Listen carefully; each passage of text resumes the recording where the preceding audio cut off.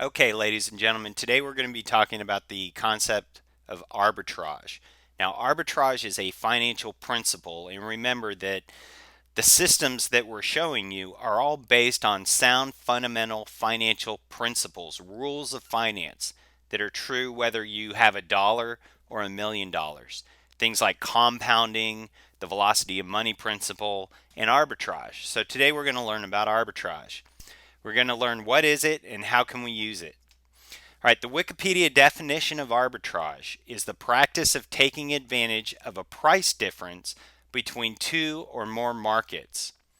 Okay, now banks use this concept of arbitrage as the basis for their business. An example is you deposit your hard earned money into a bank and earn, what is it, less than 1% right now on savings or money markets, maybe 1% max. And then when you want to borrow money from the bank, they charge you whatever market rates are 5, 6, 7, 8%, whatever the rate is. Well, the difference between what you're earning on your money and what you're paying the bank, that 5% spread, that 5% difference, is pure profit to the bank. That's arbitrage. Why do we bring this up? Well, because these reserve capital accounts that we create for you allow you to take advantage of this financial principle called arbitrage. And the way to do that is once your policy is in force and it's capitalized, meaning you've stuffed some cash into it, or income that you're receiving goes into your capital account. Once you have money in that account, you can then leverage that, borrow against that capital, collateralize that account, and deploy your money into a productive asset or an opportunity. And the example that Brandy Jo Newman showed you on her interview was Floyd Morrow's home. It was an interesting story and it really illustrated this concept of arbitrage. The story is long, but I've shortened it here. These are the kind of deal points. She was driving past Floyd Morrow's home and it had been on the market for over a year. She had done her research, looked around, and established what she thought was a fair market price. It was way below what the sales price of the home was. So she came in and made an incredibly low ball offer, and lo and behold, they accepted her offer. Go figure. Your house sits on the market for a year. You're feeling the pain. You've got to continue to make those mortgage payments, continue to make those tax payments every year. If someone comes to you with a cash offer, you're bound to take it. That's putting yourself in a great position. So the owners accepted the lowball offer.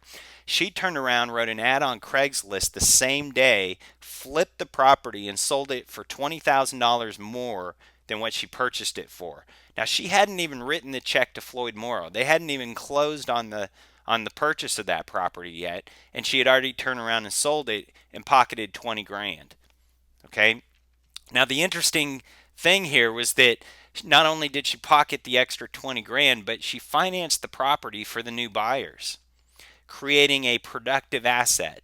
She created a hard money loan for the new buyers. That hard money loan was a productive asset. So let's recap. She bought the home for 80,000 cash. Where did she get the money? She got it from the insurance company. She used other people's money.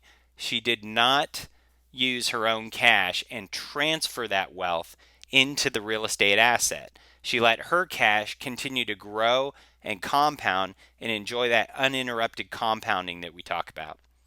She then sold the home and financed the purchase through her reserve capital account. So the sales price to her was $100,000. She got $10,000 down or 10% down, and she charged 12% interest. Okay? So we're going to take a look and see what this example looks like in real life. Okay? You can see over here that in her permanent life insurance account, she's earning 6%. That is the dividend rate that the insurance company is paying her right now currently on that account. All right? The financial opportunity that she had in front of her was to finance the house at 12% return. So that 12% that they're paying for that loan is a productive asset to her. That is income. That's regular revenue generated month after month after month. That's checks in the mail. So she borrowed $80,000 and the interest rate that she paid on the loan was in between 4 and 5%. I'm using 4 and 3/4 because that is the actual interest rate that I am paying on a loan that I took out against my account recently. Loan rates on these reserve capital accounts are set to the Moody's Corporate Bond Index. So if you ever want to know what interest rate you're going to pay if you were to collateralize your account and borrow some money from the insurance company, all you have to do is go to moodys.com, look up the Moody's Corporate Bond Index. It's just the average loan rates that businesses are paying at the time. And that fluctuates, obviously, can fluctuate daily, monthly, quarterly, annually. But the interest rate I'm paying on my loan that I took out was 4.75%.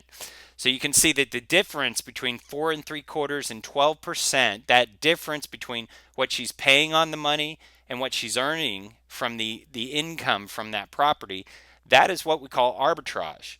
And in this instance, the arbitrage factor is 7.25%. You can see that down here. The difference between 4.75% and 12% is 7.25%. All right.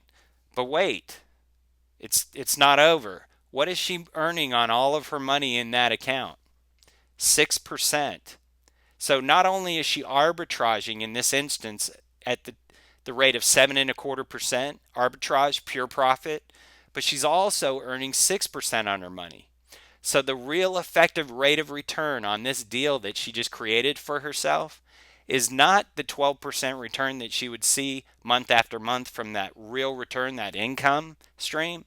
It's really more than that. It's actually 13.25%.